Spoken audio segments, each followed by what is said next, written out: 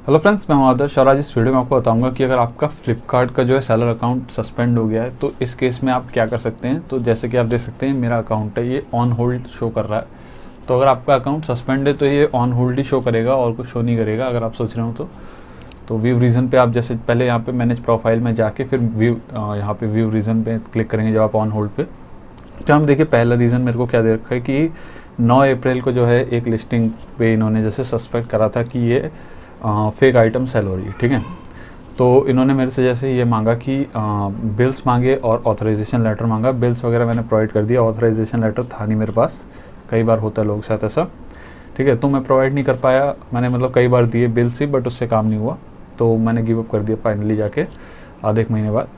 फिर उसके बाद अभी देख सकते हैं आप रिसेंटली 8th ऑफ जुलाई, आज जैसे मैं वीडियो रिकॉर्ड कर रहा हूँ तो आज 15th ऑफ जुलाई है और 8th ऑफ जुलाई को मेरे पास ये आया एक और रीज़न कि हमने जो है your account was found to be selling counterfeited products on Flipkart platform as this is a violation of our terms of use, you will not be allowed to sell on the platform henceforth. तो ये जैसे इन्होंने जैसे मैं आपको देखिए बता देता हूँ, ये सब चीज़ें मैंने ये वीडियो इसलिए बनाया ताकि आपको जो है आइडिया लग जाए। अगर आपका अकाउंट अभी रिसेंटली सस्पेंड हुआ है और आप जैसे डिले कर रहे हैं कि बिल वगैरह आप पे है अगर और ऑथराइजेशन लेटर भी है, बट डिले मत करिए क्योंकि देखिए 3 महीने बाद जो है ये लोग केस को क्लोज़ कर देते हैं। मतलब केस को क्या, अकाउंट को मान लीजिए कम्प्लीटली क्लोज़ कर देते हैं। उसके बाद जो है आप कुछ भी नहीं कर सकते इस अकाउंट के साथ। ठीक है, तो अब कुछ भी नहीं हो सकता इस अकाउंट में। अगर ऑथराइजेशन लेटर भी अगर मैंने दे दिया इन्हें तो भी अब ये लोग जैसे नहीं खोलेंगे ये अकाउंट ये वाला।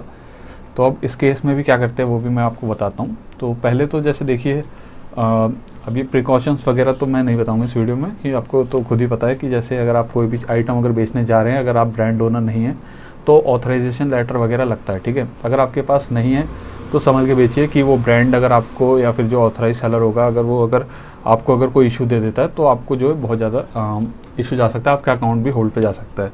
तो ये एक लिस्टिंग के साथ वैसे यूजुअली नहीं होता है। अगर आपकी पिछली कुछ पिछला रिकॉर्ड, पास्ट रिकॉर्ड में अगर आपके इश्यूज़ है तभी जाके जो है ये अकाउंट होल्ड होता है। इतना भी जल्दी फ्लिपकार्ट वाले जैसे अकाउंट होल्ड पे नहीं कर देते। तो मेरी इन्होंने शो तो एक ही लिस्टिंग करा है, बट एक्चुअली में हो सकता है मोर देन वन जो है लिस्टिंग इन्होंने सस्पेक्ट करा हो कि जो है वायलेशन में है। ठीक है, तो ये तो बात हो गई इसकी। और ज़्यादातर ये बुक्स वगैरह में भी होता है। ठीक है, मेरे साथ भी बुक्स में ही हुआ था एक्चुअली। तो अब इस केस में आप क्या कर सकते हैं, ठीक है, मैं आपको बताता हूँ और क्या मत करिएगा ये भी बताता हूँ। जैसे देखिए ये लिखा पार्टनर सर्विसेज। ठीक है, अगर ऑल सर्विसेज पे आप जाएंगे तो आपको कई सारे सर्विस मिल जाएंगे जहाँ पे अकाउंट रीइंस्टेटमेंट के सर्विसेज होंगे। जैसे लिखा हुआ है, जैसे पढ़ सकते हैं आप, सेलर रीइंस्टेटमेंट का एक ऑप्शन आ रहा है। ठीक है, तो मैंने भी एक्चुअली इस पर क्लिक करा था, इसके रिगार्डिंग मैंने एक सेपरेट वीडियो बना रखी है। तो इन्होंने क्या करा, मेरे साथ स्कैम हो गया था।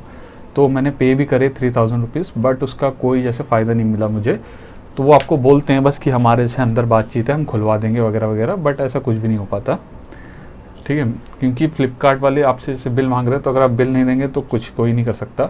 ये लोग सिर्फ पैसे अपने बनाने के लिए जो है आपसे पैसे ले लेंगे, बट कुछ करेंगे नहीं। ठीक है, तो ये तो हो गई इनकी बात।